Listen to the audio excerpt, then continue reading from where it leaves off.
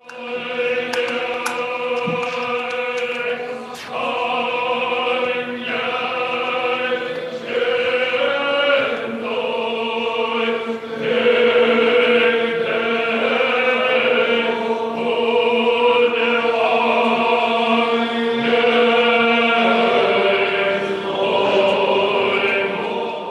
dat is het.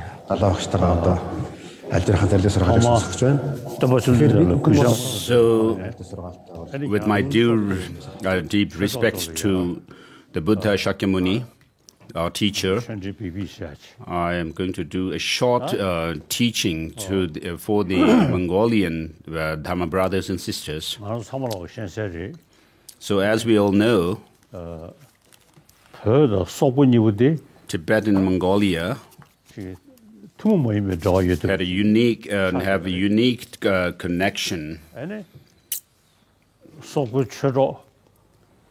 the Mongolian Dharma friends, spiritual friends, most of them are followers of the Master Tsongkhapa's tradition, Master Tsongkhapa. So I wish to tell you that, as the Buddha has said, you are your own master. So the Buddha's teaching says that your future is in your hands, whereas other religious traditions talk about everything being in the hands of the God, the respective God. But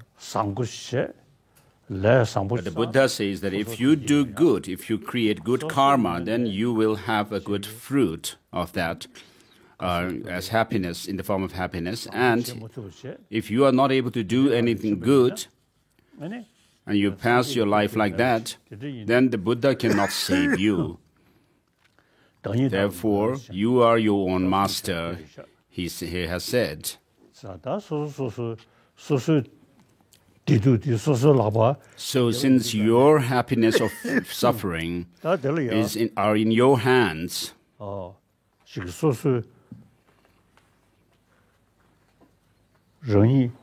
therefore you yourself, since you don't want suffering and you want happiness, which is natural to everyone, down to the smallest insects and ants,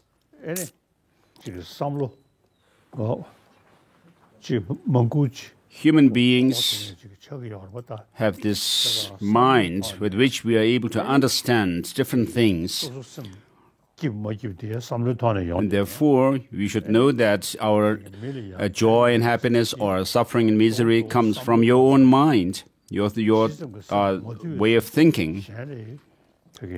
But if you are unable to tame your mind, you have an unruly mind, then you suffer, and you also create suffering for others, and you also harm others. And therefore, taming the mind is happiness, and without not doing that is suffering. So disciplining our mind is taught by all religious traditions, but here in Buddhism, the method to discipline our mind or tame our mind is not merely through prayers, but by using your own mind and thinking through, so that you are able to control your emotions, negative emotions. And therefore the Buddha has said, it is said in a sutra that the Buddha used hundreds of different means to lead sentient beings to freedom from suffering, because by teaching that things are empty, peaceful, and so forth. And unborn nature, because of not knowing that we sentient beings wander in this cycle of existence. So because our mind is undisciplined, uncontrolled, therefore we create the causes for suffering. So as the scientists also say, we as human beings are social animals. Since we live in communities, an individual's survival is based on their community, and therefore we have love and compassion towards sentient beings, the people in our community. It is the same with animals that live in communities, in herds. So the scientists also say that because these animals survive, they are dependent for their survival on their group. Therefore, they are kept together by love and affection. So that is, since this is the case with, though this is the case with our with us as human beings, but as we grow up and become older, we forget this dependence on others, and therefore we do things in order to win, have victory over others and defeat others. And therefore, what we need is a good heart, a warm-heartedness. So since we are dependent on our communities, our groups, right from the beginning of our life, we were born from our mothers, and we were nurtured by our mother with great care and love and affection. So we started our life in this way. But as we grow up and become older,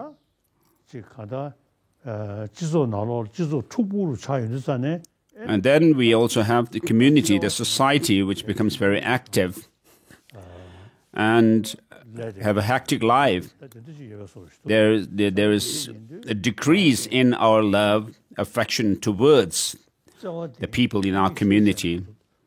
And therefore, love and affection must be paid attention, especially, which are, of course, we are equipped with them biologically as well. And therefore, if you can also share this knowledge with others as well, whether they are believers in religion or not.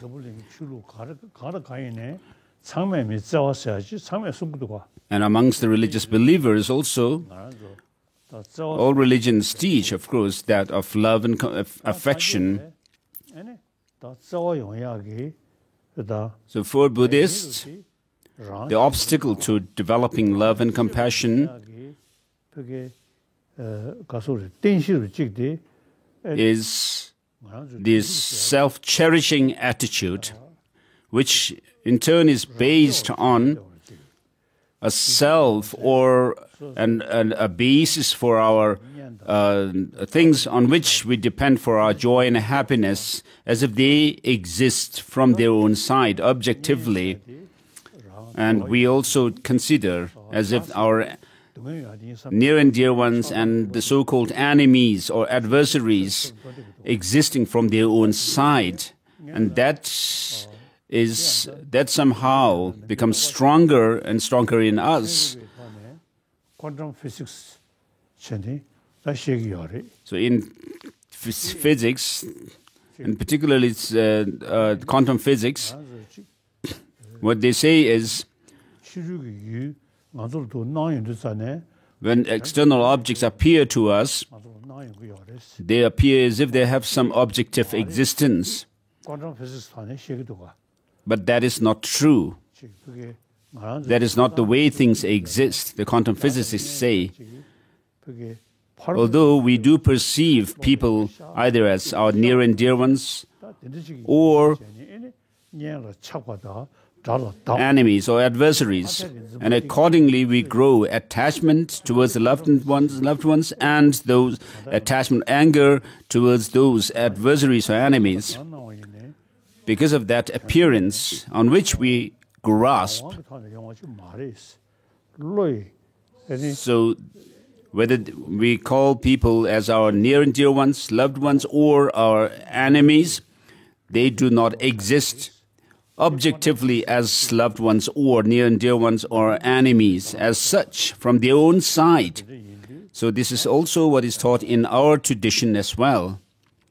In our scriptures. So what I wish to tell my Mongolian spiritual friends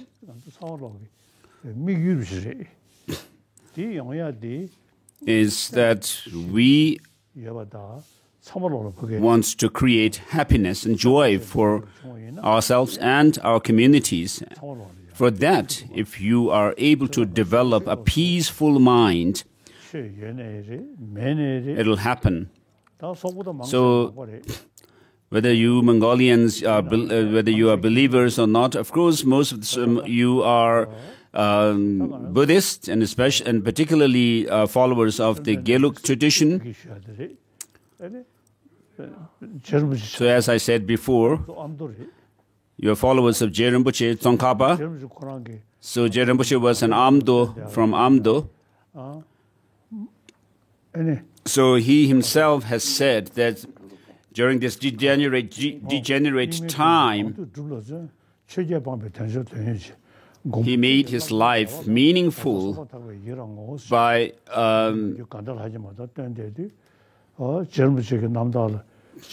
engaging. So in this degenerate, you strove for extensive learning and meditation, abandoning the 8 mundane concerns. You made meaningful your life of leisure and opportunity. O Lord Protector, we sincerely rejoice in your stupendous deeds. So whatever we have heard regarding the teaching of the Buddha, we need to practice them and strive in meditation. And so regarding you, the Mongolians, since you are followers of Je Rinpoche, Master Tsongkhapa, you need to train in like Je Tsongkhapa. So for that you need first to study the Dharma, which is very important. So as I quoted this, there are some lines from a sutra. The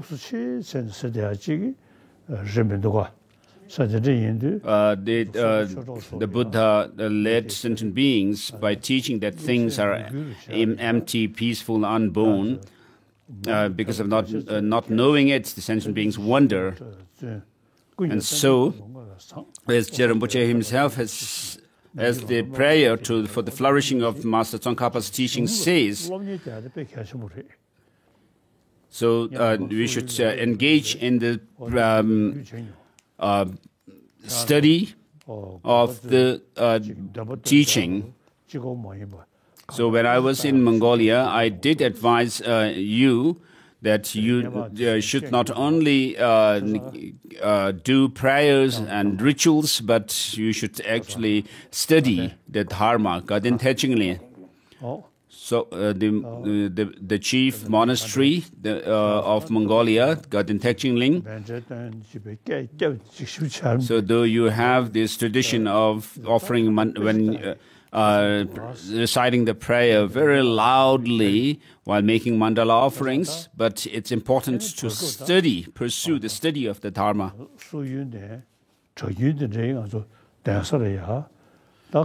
So we have lots of monks from Mongolia in our monastic institutions here in exile. So in Mongolia also, it is very important for you to in the monasteries to have the study of the Indian classic texts. So when the monks from the monastic institutions that are in India, our monastic institutions, these Mongolian monks who come back to Mongolia, you should make sure that they engage in the study of the Dharma. And in the Gelug tradition, the study of Buddhism and its philosophy and logic is done through debate. So since our childhood, in our tradition in Tibet, we study, from our child beginning with our study of the collected topics, then the study of mind and awareness, and then also the study of logic. And these are very helpful to keep your mind alert. So, for example, we saw the Khenpo Lama. He has a big head, but you should use that big head, or the large size head, to pursue the study of Buddhism through debate and logic, be able to differentiate between the provisional or interpretable and the definitive meanings of the teaching of the Buddha. Whether the teachings can be taken literally or not, you should study about that. So we in exile have emphasized this tradition, which comes from the Nalanda tradition, whereas in the Pali tradition, there was no such emphasis on study of logic. But in the Nalanda tradition, the study of logic is greatly emphasized, and therefore in Tibet, beginning with Chaba Chögyal Sengye, who started this debate in Tibet, where we use formal syllogisms as well as reductio ad absurdum, or consequential logic, which was started by Chaba Chögyal Sengye in Tibet. So in the past, there used to be many Mongolian scholars in our monastic institutions back in Tibet, especially in the three monastic seats of learning, Sera, Gaden, and Drepung. And there were many Mongolians, great scholars from Mongolia. So, for example, one of them was my debate assistant, Ngudrup Tsogny. So just as the past generation of Mongolians studied the philosophy, you should remember that they have left such a legacy.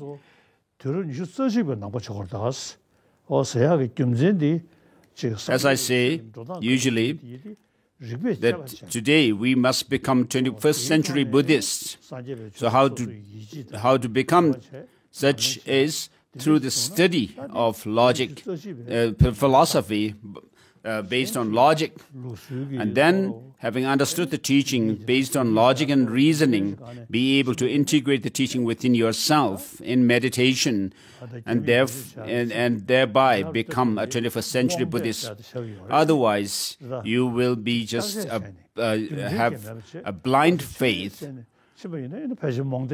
without any reason to believe in the teaching, though the teaching itself is not a blind faith as such, but because of your lack of knowledge, because you follow the teaching only on the basis of faith, it would be a blind faith, following the teaching on blind faith. So the teaching of the Buddha itself is not a blind faith. So we established the ground, the path, and the result through logic and reasoning.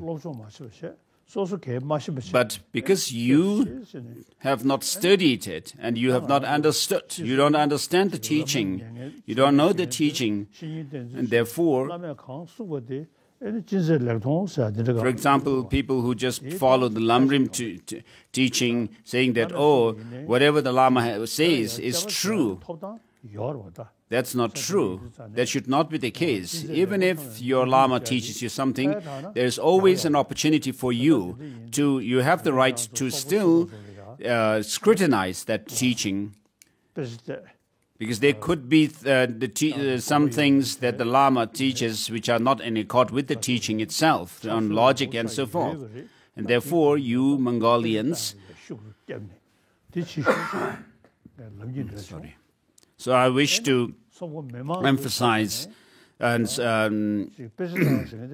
advise you to pursue the study of Buddhism, Buddhist philosophy, and through logic and reason.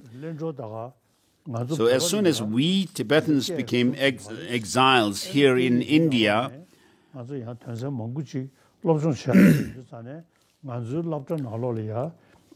in our schools, secular schools, Pandit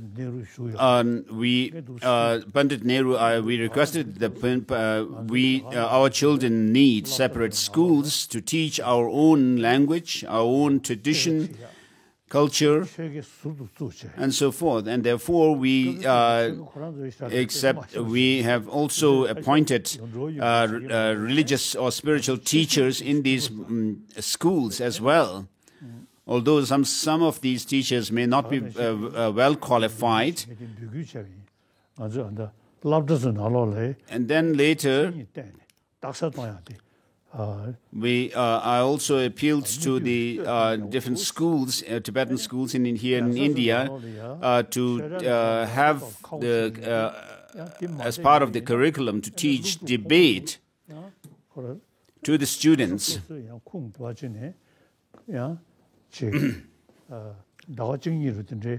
And then I have also suggested in the monastic institutions down in South India to teach debate to lay people, to lay students, whether male or female, to come to the monasteries and for a month or two or so and have lessons in debate. And Varanasi, in the Sarnath Tibetan Institute also, there also I have suggested to have the study of debate for the students there, lay students especially. And therefore, to Mongolians, you, my brothers and sisters in the Dharma, for you too, if you do understand the teaching of the Buddha based on logic and reasoning, it would be helpful. For example, regarding myself, I have had discussions with the scientists, the modern scientists. So, of course, usually, most of the scientists don't pay attention to religion as such. But since we began our dialogues and discussions with modern scientists, they also started paying attention to our spiritual tradition.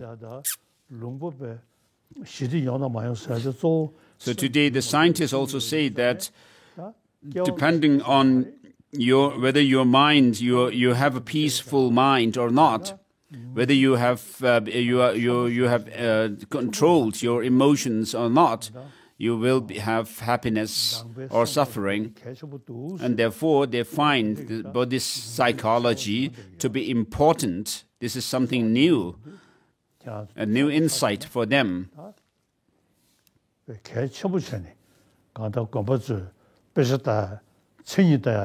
So there's a newfound interest from the scientists' side to learn from Buddhist psychology.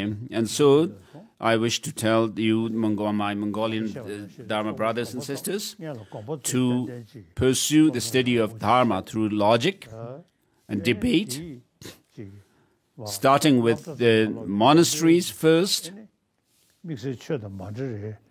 monasteries and nunneries, and then you can teach in the schools. So I also I have great hope in you, and I do pray for your success, and you should also put effort in being able to make it materialize it. And so if you are able to do that, then the teaching of the Buddha will remain in the 21st century and the next centuries. Of course, the world is changing. The climate conditions are changing. So until a time comes when the whole world also goes through, undergoes a havoc,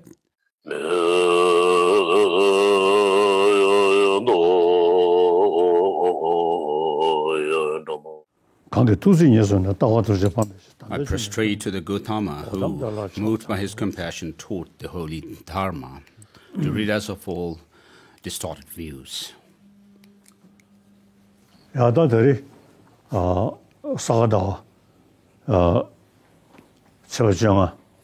So on this auspicious full moon day of the Sagadawa, the Vesak month, which is a very special day, so from the three monastics, the monastic seats of learning, as you have requested for the teaching on the three principal aspects of the path, an explanation of it.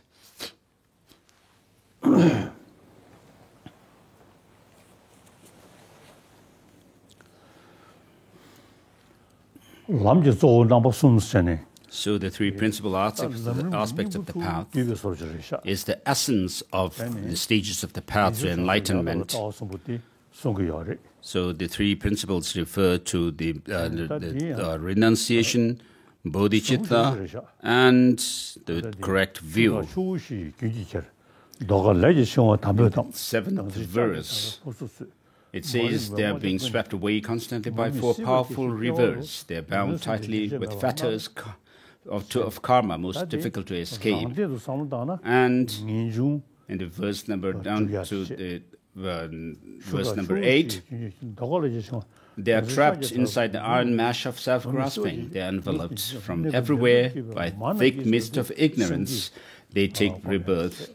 They take birth within the cyclic existence that has no end, where they are endlessly tormented by the sufferings, three sufferings. By reflecting on all my mothers who suffer such conditions, please generate the supreme awakening mind. So instead of saying all my mothers, you can say, by reflecting on this suffering condition of myself, I generate the supreme, the thought of renunciation.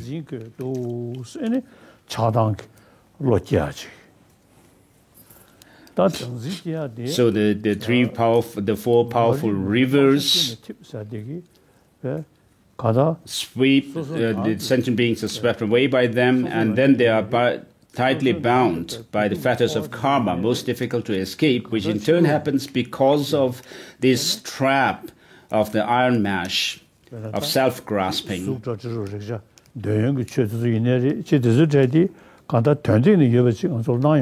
And the self-grasping of in relation to the person happens because of grasping at true existence of the other phenomena.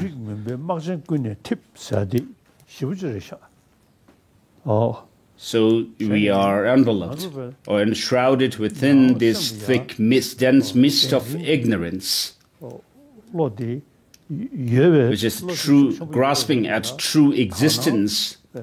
When this is very strong in us, whatever appears to us, like I said, with regard to quantum physics, what quantum physicists say, things appear as if they have some objective existence from their own side.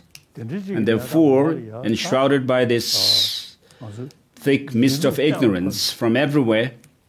What we need to do now is, to counter this, is first to prove that things have no true existence. And so, for that reason, the Buddha first taught the teaching on the Four Noble Truths, and then the teaching on the perfection of wisdoms. And particularly in the Heart Sutra, there is mention of the fourfold emptiness. Form is empty, emptiness is form, and so forth. And so Master Nagarjuna was the one who explained this very thoroughly. As Je Rinpoche has said in his praise to the Buddha for teaching dependent origination,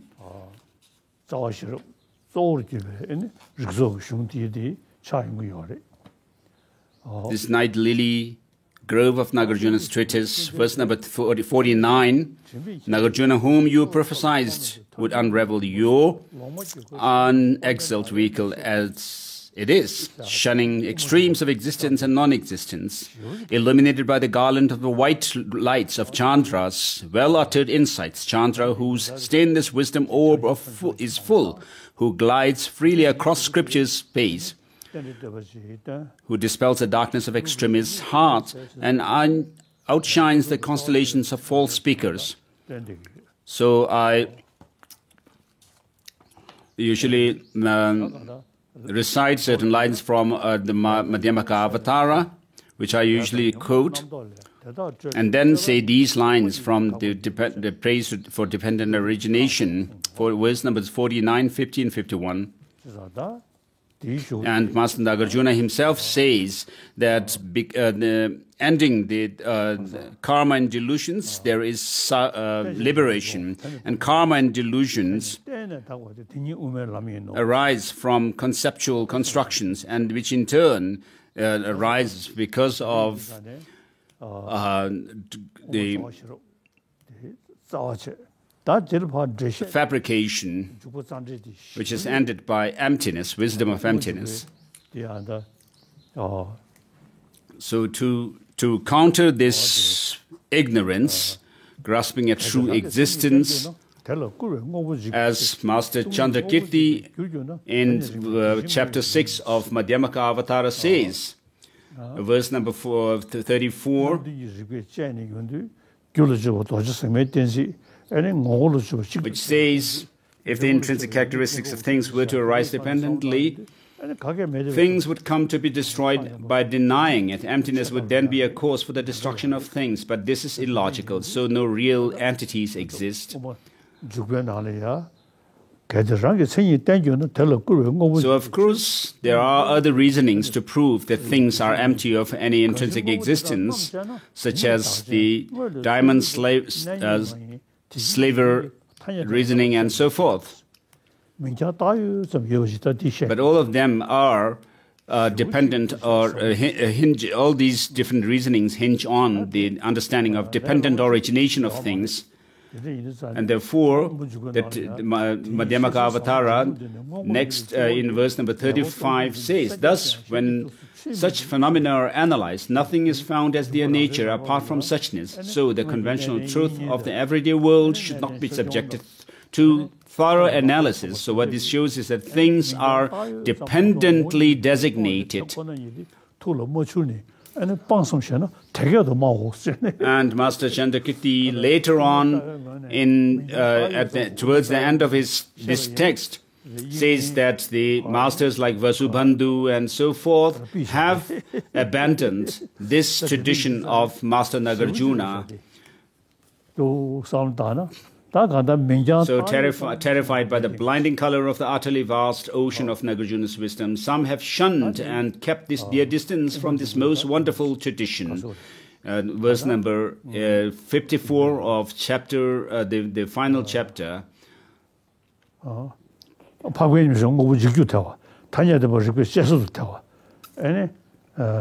which is the qualities of the 10 grounds of the resultant ground. 10 grounds and the resultant grounds. So verses 34, 35, 36, and 37 of the 6th chapter show that, as Jerome Rinpoche himself has made it very clear, that there are these 4 logical absurdities that you would have to face if you accept or assert that things have any intrinsic existence. So the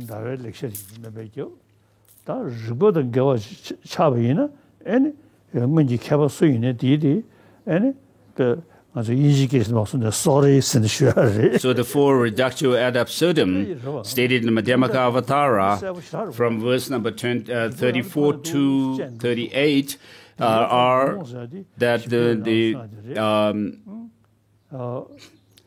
the 4 logical absurdities that befalls those who assert that things are and beings exist inherently are that a noble being's mind would be totally, which is totally absorbed in emptiness, would be a destroyer of entities or things, that conventional truth would withstand the analysis of a reasoning mind, which probes into the ultimate nature of things, that the absolute production of things cannot be denied, and that the Buddha's statement, phenomena lack self-existence, would not hold true.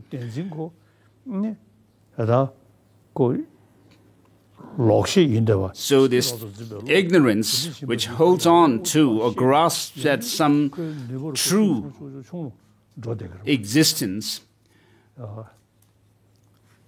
should be countered by understanding that things have no true existence, objective existence, but that they are merely designated.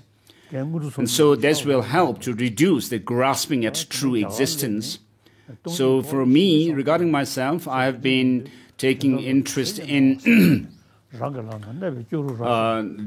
Madhyamaka philosophy since my childhood, with the help of my debate assistant, Ngudrup Chognye.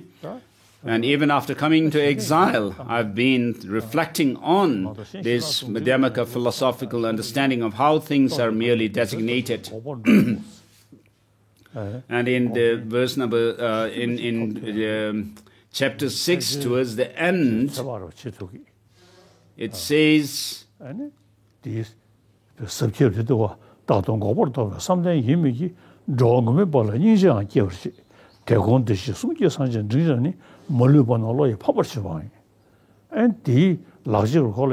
verses 224, 225, and 226 of chapter 6 of Madhyamaka Avatara, entering the middle way. Thus illuminated by the rays of wisdom's light, the bodhisattvas see as clearly as a gooseberry on his palm, open palm, that the 3 rams in their entirety are unborn from their very start, and through the force of conventional truth, he journeys to cessation. And so that this journeying to the cessation is something that I also expect to make. I hope to be able to reach there. And though this mind may rest continuously in cessation, he also generates compassion for beings bereft of protection. Advancing further, he will also shine through his wisdom, though all those born from the Buddha's speech and the mid-level Buddhas. So regarding myself also, since my childhood, I have studied the Dharma, and having studied them, I have also reflected on what I have studied. And so this doesn't happen merely through faith, but through study and understanding the teaching. And it is very important for us to reflect on the teaching that we have heard and studied well.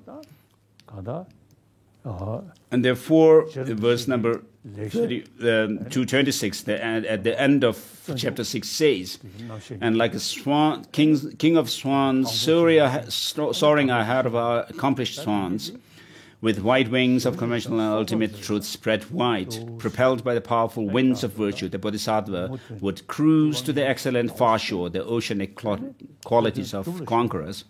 So, in order to be able to do these practices, we need to engage in study of the Dharma thoroughly, and therefore the monastic institutions in South India are the main centers of learning the philosophy of Buddhism. And so, if you are able to sincerely pursue your study, reflection, and meditation, that would be a service to the teaching of the Master Tsongkhapa as well.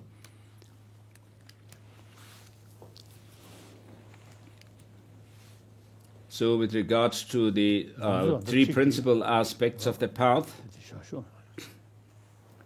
in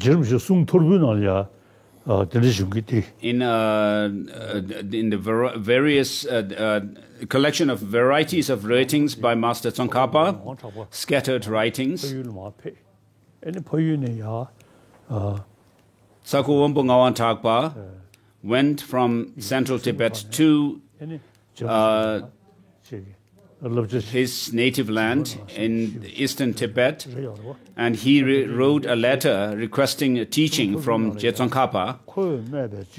And Je Tsongkhapa wrote this: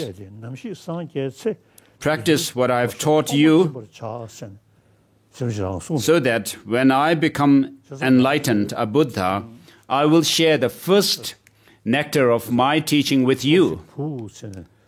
So at the end of these three principal aspects of the path, Master Tsongkhapa says, "O son, seek solitude," and so forth.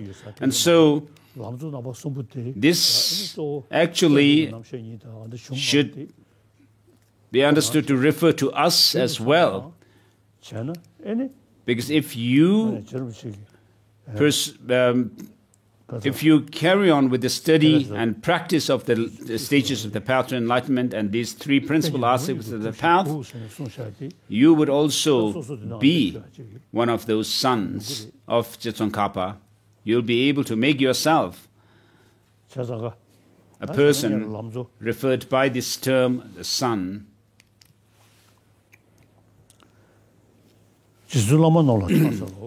So homage to the most venerable teachers. So in this text, there is no separate teaching on relying on Guru. So this homage line shows that practice. So Je here refers to the foremost master, so who teaches the paths shared with the beings of small scope, and Tsun, the humble one or disciplined, shows the practice pertaining or shared with the beings of intermediate scope. And then Lama refers to the teaching pertaining to the great beings, beings of great scope. So these three words, so here this refers to those the teachings, not only for those who don't only think of themselves alone, their freedom alone, but thinking of the other sentient beings as vast as the expanse of space. And so these three words refer to or signify the three capacities, beings of three teachings pertaining to beings of three capacities. And then the first verse, I shall explain here to the best of my ability the essential points of all scriptures of the conqueror, the path acclaimed by all excellent bodhisattvas, the gateway for the fortunate ones aspiring for liberation. So I shall explain to the best of my ability is an expression of humility on the part of Master Tsongkhapa. He's saying that he will teach in a concise manner the teaching of the Buddha. And then the second verse. So the second verse shows the reason for developing the thought to be free from the determination to be free from samsara or renunciation. And the third verse shows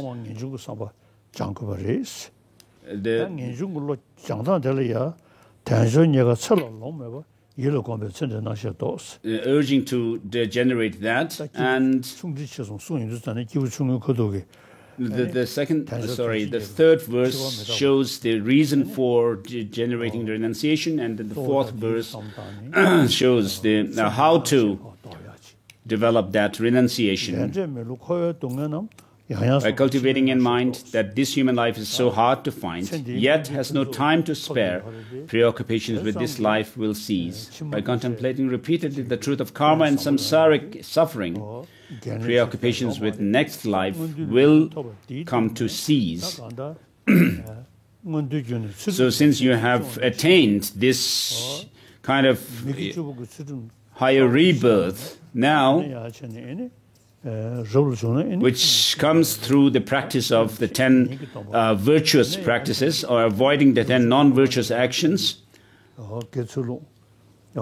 And then on top of that, you have the precepts of the novice monks and nuns, and then the fully ordained monks and nuns. So as you are habituated in this way, when not even an instant of admiration arises for the prosperities of cyclic existence, and when the thought aspiring for liberation arises day and night, at this point true renunciation has arisen. So mainly when you are able to understand the faults of our afflictive mental afflictions,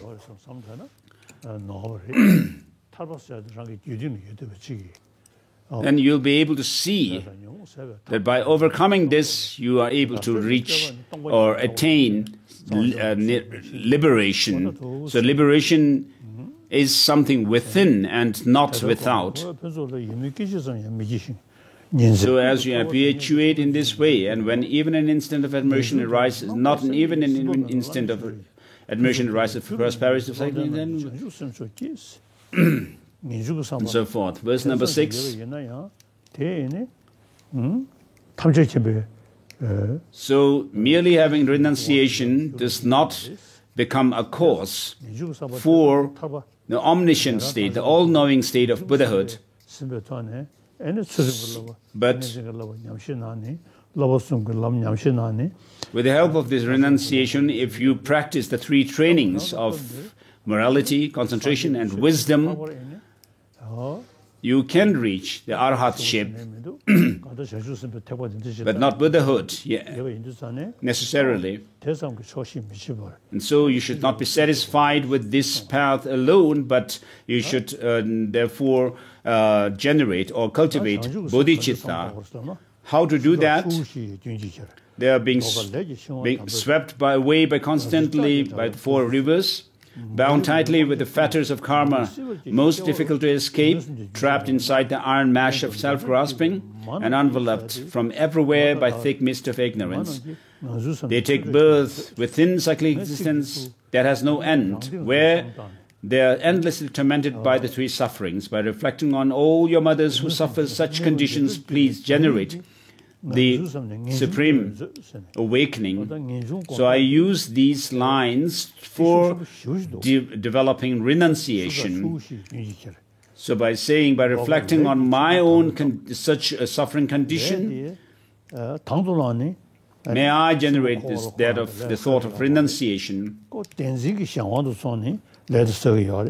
So because we create karma through grasping at true existence and things, we suffer in samsara.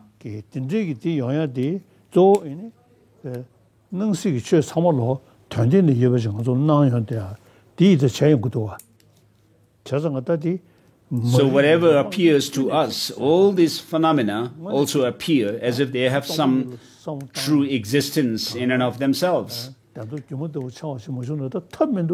Therefore, you feel that it is imperative that I must develop this wisdom, realizing the lack of true existence in things, to overcome this grasping at true existence, this mental affliction.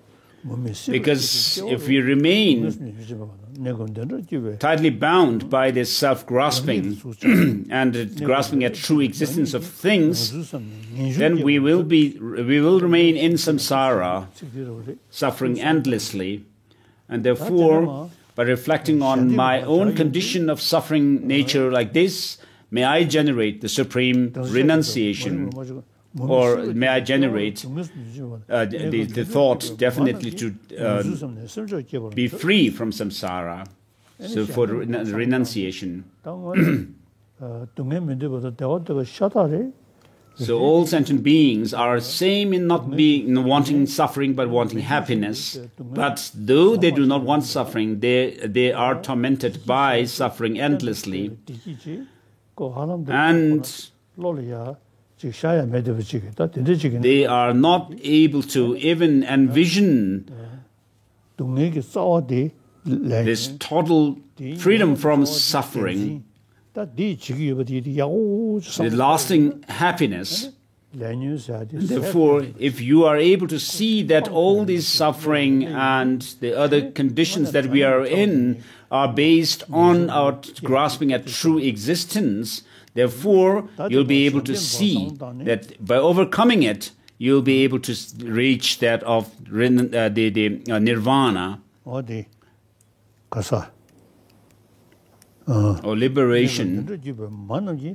So by reflecting on all mother sentient beings who suffer such conditions, please generate the supreme awakening. So this shows the method or the means of developing bodhicitta, this spirit of altruistic spirit of enlightenment. Next comes that of the teaching on emptiness. If you do not have the wisdom realizing the ultimate nature, even if you gain familiarity with the renunciation awakening, you will not be able to cut the root of samsaric existence. So strive in the means of realizing dependent origination.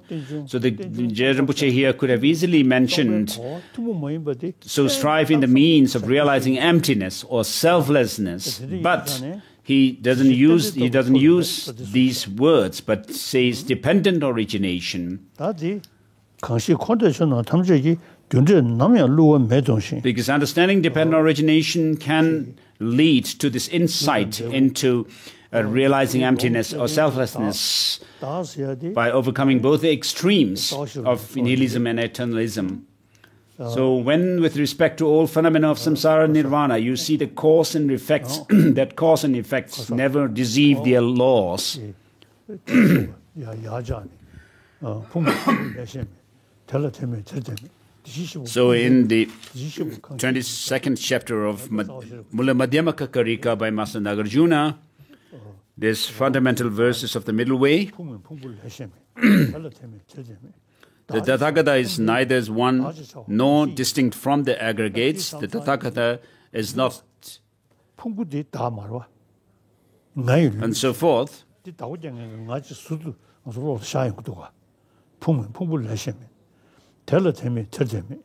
the Tathagata is not dependent on the aggregates, nor the aggregates on him. The Tathagata does not possess the aggregates. What else is Tathagata? So this verse can be used to refer to yourself as well, saying, I am not one with the aggregates, nor distinct from the aggregates. I am not within the aggregates, nor the aggregates within me. I don't possess the aggregates. Who am I, or what am I? So when you analyze in this way, you'll not be able to pinpoint anything as being me or I. So I use this verse from Mula Madhyamaka Karika in my daily meditation on emptiness, along with the lines from Master Nagarjuna's text and Master Shantakirti's text. So, though you don't find yourself when you probe into your identity, though you don't find yourself within your aggregates or separate from the aggregates, not as one with aggregates and so forth, but you still function. Though you will not be able to find yourself within the body, the parts of the body, fingers or hands, and so forth. If you dissect yourself, your body, into its different components, you will not find anything as yourself, nor within your mind.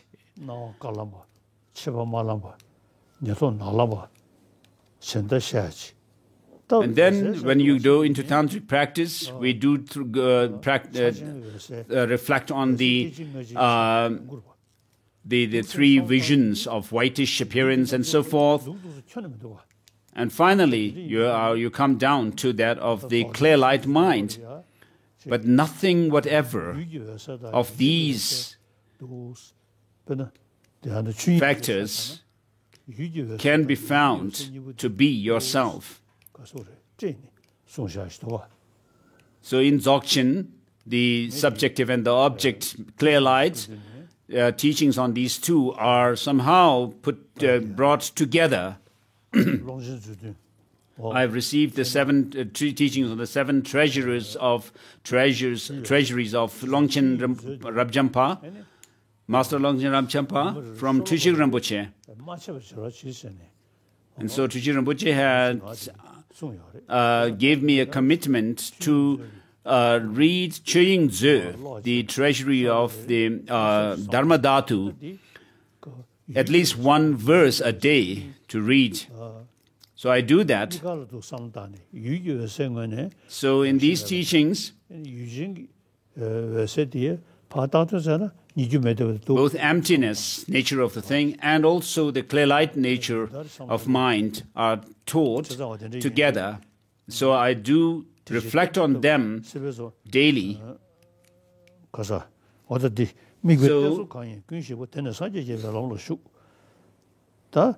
when with respect to phenomena, so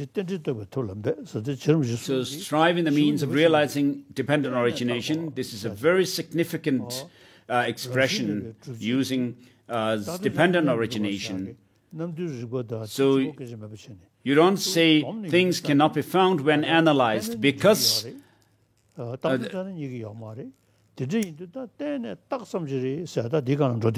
things are empty because they cannot be found when analyzed for their identity. But the final reason that you give is because they are dependently originated. And therefore, Master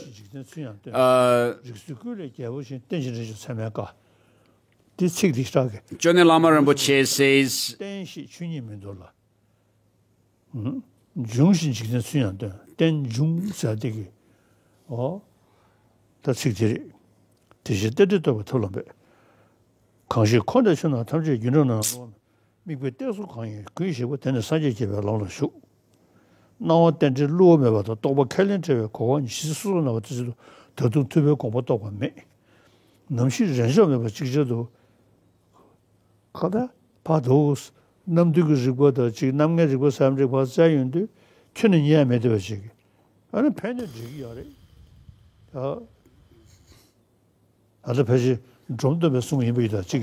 So the next verse says, when with respect to all phenomena of samsara, nirvana, and so forth.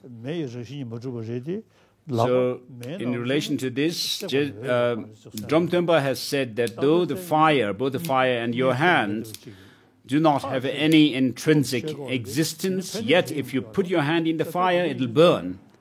So it shows the function that the fire functions to burn your hand, and therefore it shows that it's not non-existent. And therefore, they exist through dependence.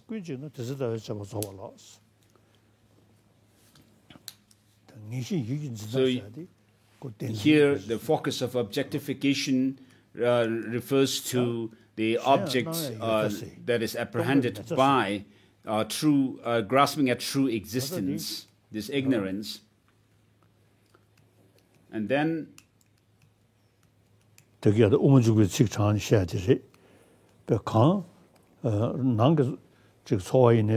as I quoted Madhyamaka Avatara, whether it's about the internal experiences or external objects, they appear as if they have some objective existence. From their existence to our, they appear in that way to our mind. But if they do have such an existence, they should be found when analyzed and searched for their identity. And therefore, since they cannot be found, what we conclude is that they are merely a name, that they are merely designated. Emptiness refers to being empty from their own side, objectively.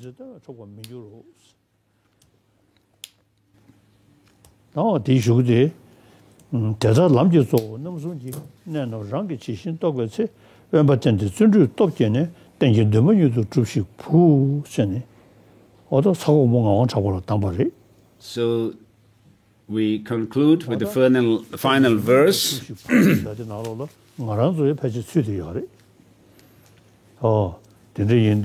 So here the term, O son, seek solitude and strengthen your power of perseverance, swiftly accomplish your ultimate aspiration. So, O son, can include ourselves as well. And regarding myself, particularly, I am from the same native land as Tsongkhapa. I also was born nearby Kumbum. Rinpoche was from Kumbum. So I feel that not only am I a follower of the Master Tsongkhapa, but I'm also from the same hometown. So this advice was given by the monk Losang Dragpa Pel to Ngawang Dragpa, a leading person of Tsoko.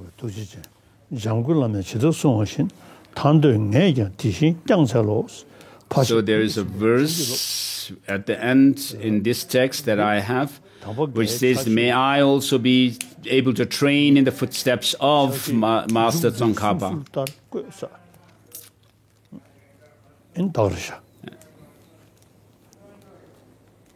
So as there is a tradition, I write this, whoever wrote that colophon. So with this, we are done with the teaching on the three principal aspects of the path. So as I had already said, it is very important for us to pursue the study of the teaching of Buddha. So since Master Shantarakshita established the teaching of the Nalanda tradition of Buddhism in Tibet, so he established a tradition that was followed in Nalanda. So before that, Tibetans already had connection with the Buddhist, the Chinese Buddhists, and many Chinese practitioners also had come to Tibet since the 7th century, during Songtsen Gampo's time. But in China and other Buddhist countries, there is not much tradition of doing study of the teaching. And so, thanks to Master Shantarakshita, that we have this tradition of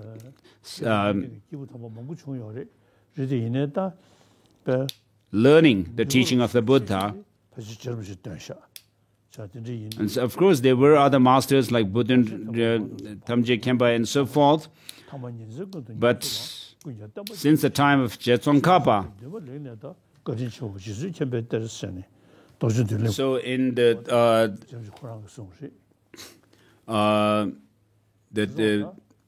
destiny fulfilled, Master Tsongkhapa says that he pursued extensive studies in the beginning, and in the middle the teachings dawned as personal practical instructions, spiritual instructions, and then finally he practiced day in and day out, and then he dedicated all the virtues for the spread of the Dharma.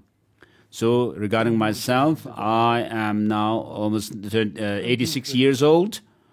Whenever I have time, I read sometimes the Kanjur and Tenjur, and there were a lot of repetitions. So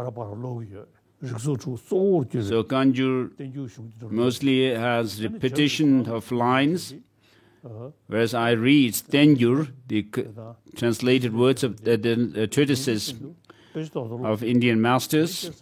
So although I've reached almost 86 years old, I still study the Dharma.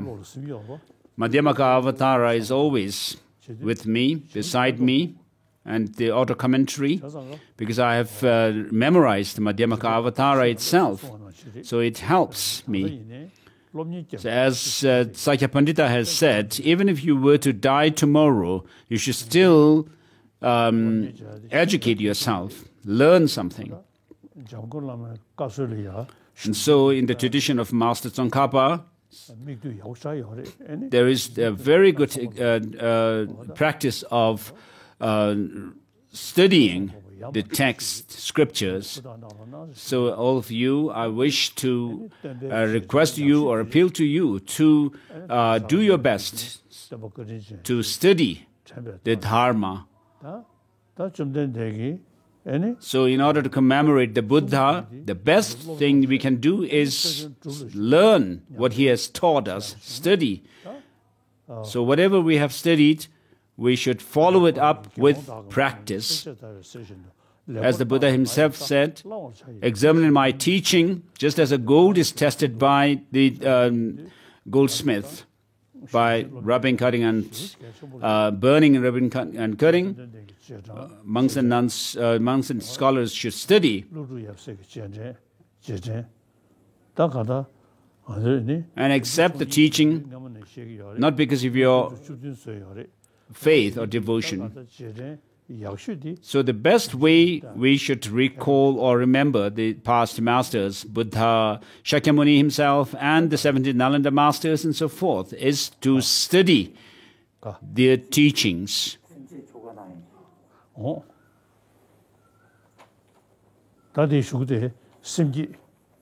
So next we have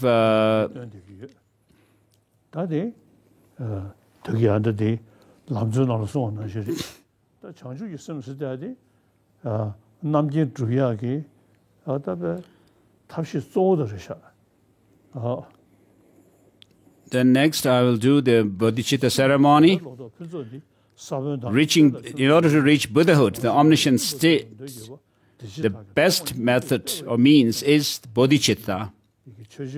In this verse of salutation, in the salutation verse of Madhyamaka Avatara, Chandrakirti, Master Chandrakirti,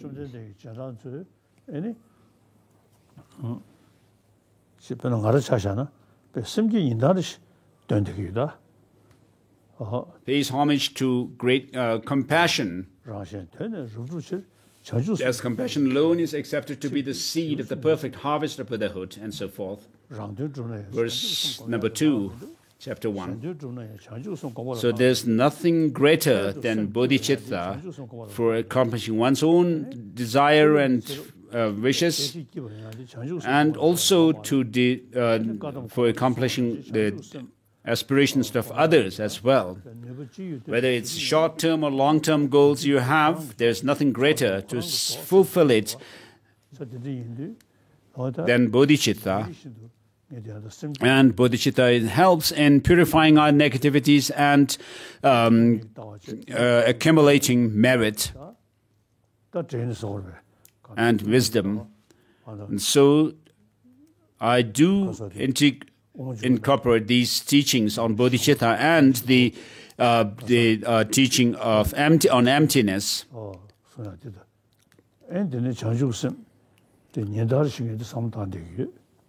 So I do reflect on bodhicitta, cultivate bodhicitta on daily basis, as well as the wisdom realizing emptiness on daily basis, using the reasons given by Master Chandrakirti, using those 4 logical absurdities and so forth.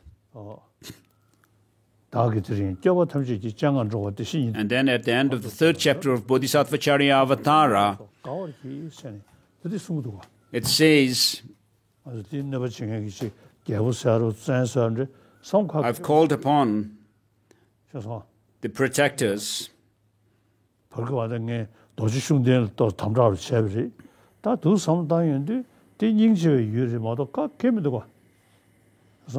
So I have put restrictions on the practice of the Doji Shugden. He's only an object of compassion.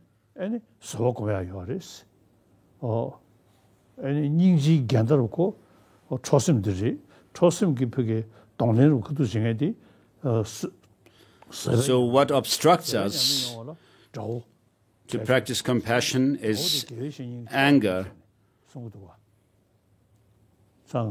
And to counter anger, we should practice patience. And therefore, those who provoke anger in us give us the opportunity to practice patience, so they become precious for us in our practice of the Dharma. Instead of becoming angry, you feel compassion for them. So I'll do the Bodhicitta ceremony. So at the end of the third chapter of Bodhicharya Avatara, it says, "Today in the presence of the old protectors, I invite Transmigrators as my guests to Sugadhahood, and in the meantime, a temporal happiness. May gods, demigods, and others rejoice."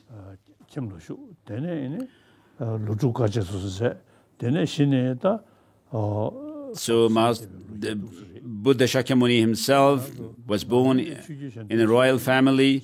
Until 29 years of age, he lived in the palace, and then he left palace and became an ascetic, went through the 6-year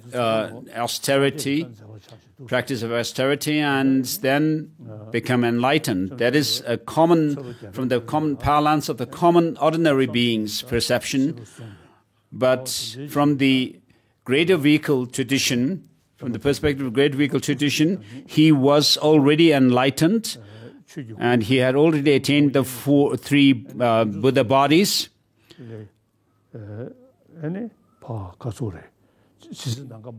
He attained the Dharmakaya, from which manifests the Sambhogakaya, which is qualified by the 5 attributes or qualifications, and from the Sambhogakaya form he appeared further, emanated into the Supreme Nirmanakaya, emanation body, Supreme Emanation body. And therefore, all these deeds are the enlightened deeds of the Buddha, birth to death. And so I have given you teaching on the 3 principal aspects of the path. So since we do study the teaching of the Buddha, we can explain how the Buddha attained the Buddha bodies, how he became a Supreme Nirmanakaya, how he attained Sambhogakaya, and so forth. Not just saying that, the Buddha appeared as a historical being 2,600 years or so ago, but then we can explain the Buddha, having generated bodhicitta within himself, went through the arduous practice of accumulating merit and wisdom for over 3 countless eons. So he went through the impure realms, and then he attained the pure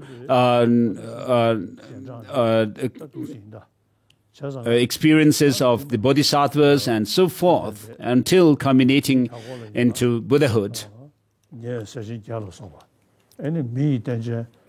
So imagine the Buddha in front of us in this space, and surrounded by the 8 bodhisattva deities, and then the great masters of India, the 17 Nalanda masters and so forth, and also the 25 25 masters of Tibet from the different traditions,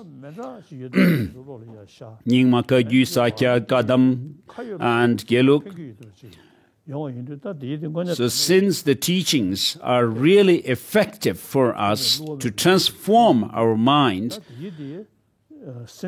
we should understand that these masters, beginning with the Buddha himself, down to our own masters, have attained what they have attained, the three bodies, the qualities of body, speech, and mind, and so forth, through the practice of the Dharma.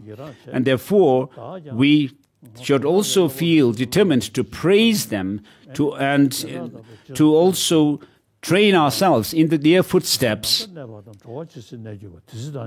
As long as space remains, as long as sentient beings remain, may I too remain to dispel the miseries of transmigrators. Such a courage should be mustered by us. So the Buddha, surrounded by the 8 Bodhisattva deities, and also the Tibetan masters of the Kagyu, Nyingma, Sakya, Geluk, and so forth, and also Jetsun Rinpoche, surrounded by particularly those of the 8 pure disciples. So with this visualization, have the determination to train in their footsteps and generate bodhicitta for the benefit of all sentient beings. So let us say this verse of taking refuge and bodhicitta. I take refuge in the Buddha, Dharma, and Sangha until I reach enlightenment.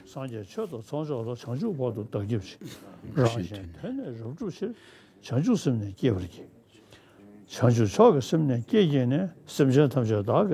I seek refuge in the 3 jewels. I confess each and every wrongdoing. I rejoice in the virtues of all beings. I take to heart the state of Buddhahood. I go for refuge until I am enlightened to the Buddha, Dharma, and the Supreme Assembly. In order to fulfill the aims of myself and others, I shall develop the spirit of enlightenment. Having developed the spirit of highest enlightenment, I shall invite all sentient beings as my guests, shall enact the delightful supreme enlightening practices. May I become a Buddha to benefit all sentient beings. Say this 3 times, please. I seek refuge in the 3 jewels. I confess each and every wrongdoing. I rejoice in the virtues of all beings. I take to heart the state of Buddhahood. I go for refuge until I am enlightened to the Buddha, Dharma, and the Supreme Assembly. In order to fulfill my aims of myself and others, I should develop the spirit of enlightenment. Having developed the spirit of my highest enlightenment, I shall invite the sentient beings as my guests. I shall enact the delightful supreme enlightening practice, and may I become a Buddha to benefit all sentient beings. And that third, in order to fulfill the aims of myself and others, I shall develop the spirit of enlightenment. Shows that of the aspiring bodhicitta. And having developed the spirit of highest enlightenment, I shall invite all sentient beings as my guests. I shall enact the delightful supreme enlightening practices. Shows that of the engaging bodhicitta. And so, in short, may I become a Buddha to benefit all sentient beings. So, it is popularly said that we can become enlightened in one lifetime within this one human, on the basis of this human body in this life. So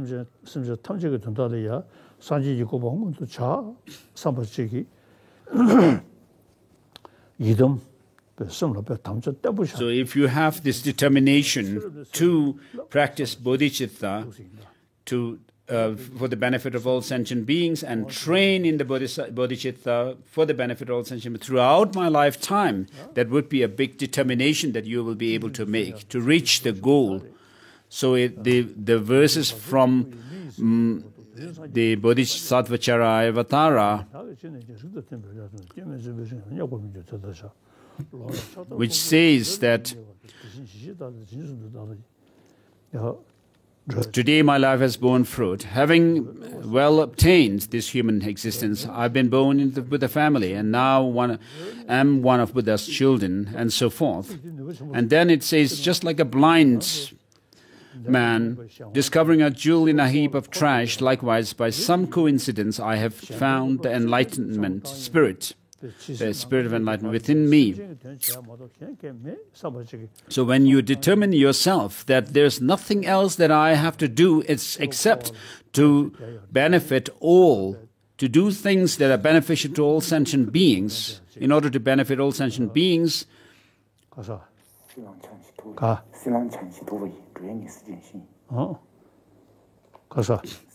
so this the verse that His Holiness is referring to is, it is the evergreen that shelters all beings wandering tired on the roads of life or existence. It is the universal bridge that frees beings from wretched lives. It is the rising moon that dispels the torment of addictions or afflictions. It is the great sun that burns away the mighty ignorance of the world. It is the quintessential butter from the churning of the milk of Dharma for all guests traveling the path of life who wish to experience a true happiness. The Spirit will satisfy them with joy and exalt them in the highest bliss. Today, in the presence of all protectors, I invite Transmigrators and my guests to Sugadahood, and in the meantime, temporal happiness, gods, demigods, and others. Rejoice. And of course, you can also take Bodhisattva vows and think, reflect on the 18 root downfalls and this 46 secondary infractions of Bodhisattva vows.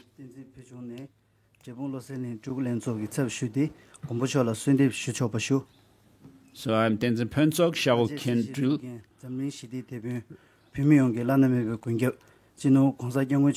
Your Holiness, with due respect, obeisance to you on this special occasion of the full moon day of Sakadawa,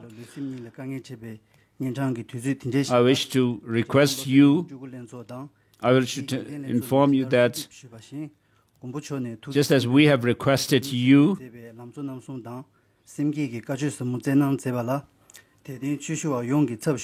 I, on behalf of everyone who have received your teaching today, would like to thank you for teaching on the three principal aspects of the path. And I wish to make my prayer to you to live a very long life and also continue to give us teachings, and also please take care of us throughout our lifetimes, even in the future. So, Loseling Julku Association in the past made requests to Your Holiness for teachings, and you have consented to them in the past. And also, we wish to request you to continue to give us teachings, and may you please accept our invitation or request. So I forget one thing. So because of the pandemic, which also has spread quite badly in India, but it seems that the situation is improving today. So from the Tawang areas and Ladakh and Sikkim areas, it seems there are some problems still existing in these places due to the pandemic. So in order for this pandemic to subside, to be pacified in time. So for that, as the prayer of Tara says, you are the liberator of beings from samsara and so forth.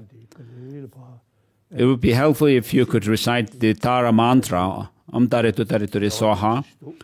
So I think there is some hope that we can pacify this pandemic. So please, if you could recite this 10-syllable mantra of Aryatara, it will help the patients, those who are suffering this coronavirus, and also it may help the places and nations afflicted by this pandemic. So this is not something new, reciting the mantra of Aryatara.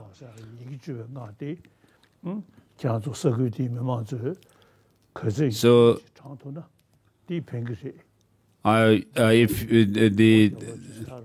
I wish to tell the people in these different areas that I mentioned, and I also get requests from people for the pacification of this pandemic, and I've been telling them to recite the mantra of Aryatara. If it doesn't help, then you should sue Aryatara, because the prayers to her in this verse says, you liberate beings from diseases and sicknesses. So if she doesn't help in overcoming this disease, then we should sue her. So every day I recite the Aryatara mantra, a few hundreds, and then one round of mala for myself, so that I may not catch this disease.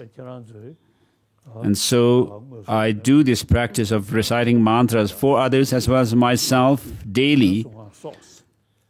So you could also tell others to recite this mantra of Aryatara for the pacification of the pandemic. So next is mandala offering, Thanksgiving mandala offering.